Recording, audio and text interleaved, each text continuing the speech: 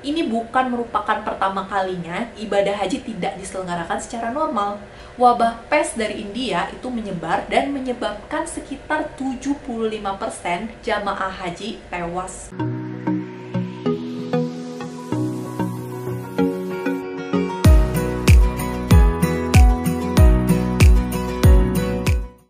Assalamualaikum guys. Pada tanggal 2 Juni 2020, pemerintah Indonesia melalui Kementerian Agama Republik Indonesia menyatakan keputusan bahwa pemberangkatan haji di tahun 2020 ditiadakan dan ditunda hingga tahun depan, tahun 2021. Keputusan ini berlaku tidak hanya pada haji reguler yang berangkat melalui Kementerian Agama, tetapi juga berlaku untuk haji khusus yang berangkat melalui travel dan haji dengan visa furoda dan mujamalah. Tentu ini merupakan pukulan yang berat ya untuk para calon jamaah haji yang akan berangkat tahun ini. Berdasarkan konferensi pers yang diselenggarakan Kementerian Agama kemarin, keputusan yang sulit ini sudah dipertimbangkan secara matang berdasarkan aspek keselamatan dan kesehatan para jamaah haji Indonesia. Kemenag juga menuturkan bahwa sampai hari ini Arab Saudi belum memberikan keputusan yang jelas apakah haji akan dilaksanakan atau tidak. Jadi, pemerintah Indonesia tidak punya cukup waktu untuk mempersiapkan secara matang. For your information, sampai hari ini Mekah masih memberlakukan larangan keluar rumah selama 24 jam.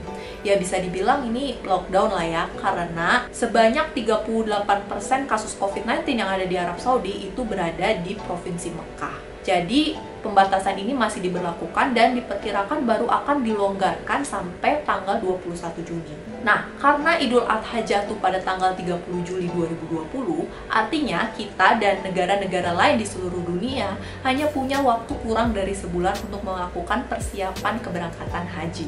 Tidak hanya keberangkatan juga ya, tetapi akomodasi di sana, konsumsi, transportasi, logistik, dan yang lain-lain. Seperti yang kita ketahui, pembatalan keberangkatan haji ini merupakan keputusan mandiri dari pemerintah Indonesia ya.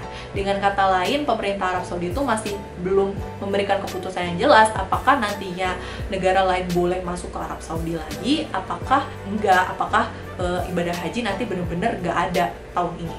Bagaimana dengan negara lain?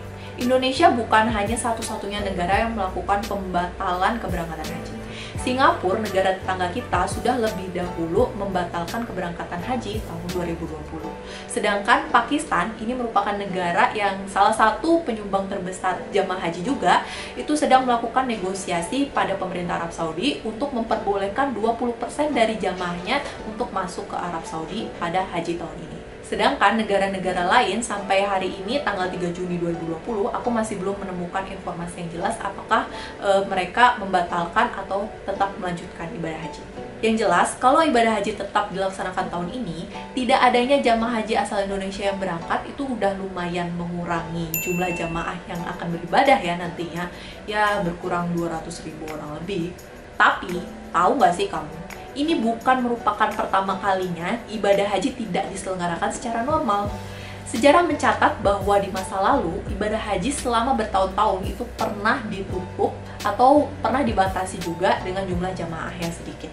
Yang pertama, pada tahun 865 Masehi, terjadi penyerangan di Bukit Arafah oleh Ismail bin Yosef. Pada tahun itu, para jamaah haji tewas dan haji ditiadakan.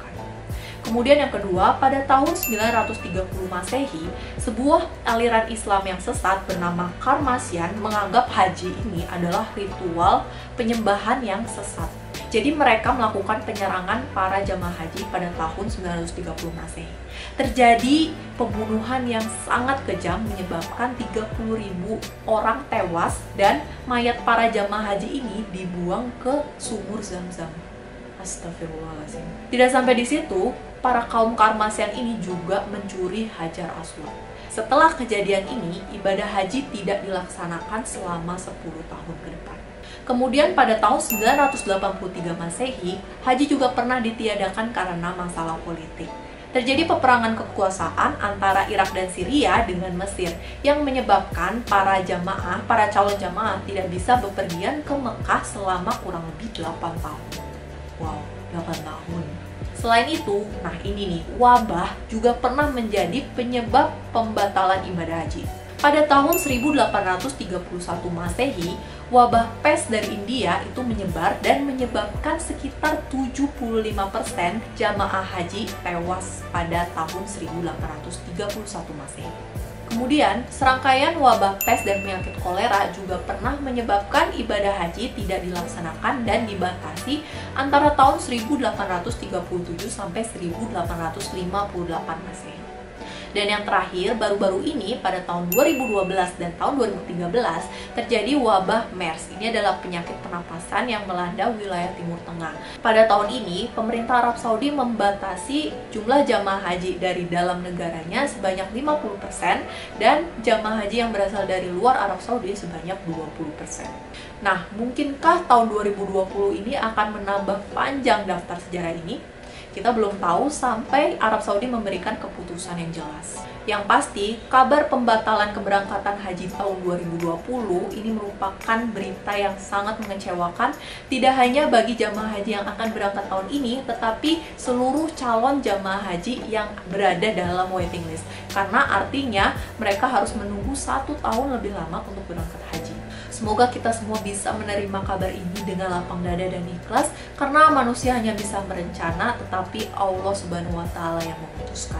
Dan kita berharap sama-sama ya, semoga COVID-19 ini stop di tahun 2020 aja ya. Jangan sampai kejadian wabah pes dan wabah kolera di abad ke-18 itu terulang, yang menyebabkan ibadah haji tuh nggak bisa dilaksanakan hingga bertahun-tahun lamanya. Nauzubillah min dzalik. Semoga tahun 2021 semua kembali seperti sedia kala ya. Amin. Dan kita juga berharap semoga pemerintah Arab Saudi menambah kuota jamaah haji Indonesia ya, supaya daftar hajinya itu nggak kepanjangan. Mari kita aminin sama-sama ya. Amin. Dan untuk semua pejuang haji, baik yang sedang menunggu daftar keberangkatan maupun yang masih mengumpulkan dana untuk mendaftar haji, tetap semangat, tetap positive thinking, dan jaga kesehatan ya. Terima kasih sudah menonton video ini. Jangan lupa subscribe dan share ke teman-teman kamu untuk membuat aku lebih semangat lagi membuat video-video yang lebih bermanfaat. Terima kasih. Bye-bye.